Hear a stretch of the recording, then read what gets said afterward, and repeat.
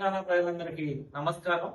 నిన్న Hyderabad central university దగ్గర ఉన్నటువంటి భూముల్లో తెలంగాణ ప్రభుత్వం రేవంత్ రెడ్డి సర్కారు దమనకాండ కొనసాగిస్తూ అక్కడ ఉన్నటువంటి జీవరాశుల్ని వేల చెట్లని నేలమట్టం రాత్రి వందల జేసీబీలతో నేలమట్టం చేయడం జరిగింది.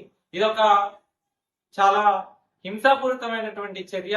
అక్కడ ఉన్నటువంటి ప్రకృతిని, అక్కడ ఉన్నటువంటి ప్రభుత్వ భూముల్ని కాపాడాల్సిన ప్రభుత్వమే కార్పొరేట్ శక్తులకి, కార్పొరేట్ వాళ్ళకి కుట్రలో భాగంగా అమ్మే ప్రయత్నం చేస్తున్నారు.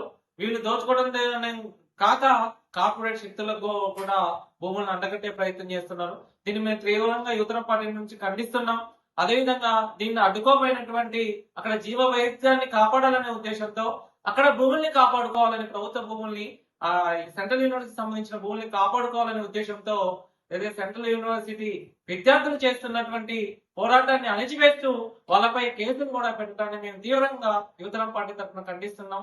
భవిష్యత్ కార్యాచరణలో మేము కూడా ఆ యొక్క ఉద్యమంలో భాగస్వాములై దీన్ని తీవ్రంగా ప్రతిఘటించి ప్రభుత్వం ఆ భూముల్ని ఖచ్చితంగా వేరే కార్పొరేట్ శక్తులకి అండగట్టకుండా మేము భవిష్యత్ కార్యాచరణ అనేది తీసుకుంటాం. కాబట్టి వెంటనే ప్రభుత్వం కూడా వెనక్కి తగ్గి దాంట్లో జీవ వైవిధ్యాన్ని, ప్రకృతిని పెంచే విధంగా చర్యలు తీసుకోవాలి తప్ప కార్పొరేట్ శక్తులకి అంటగట్టడానికి మాత్రం తీవ్రంగా మేము వ్యతిరేకిస్తున్నాం. కాబట్టి ఈ వీడియో ద్వారా ప్రజలందరికీ పిలుపునిస్తున్నాం.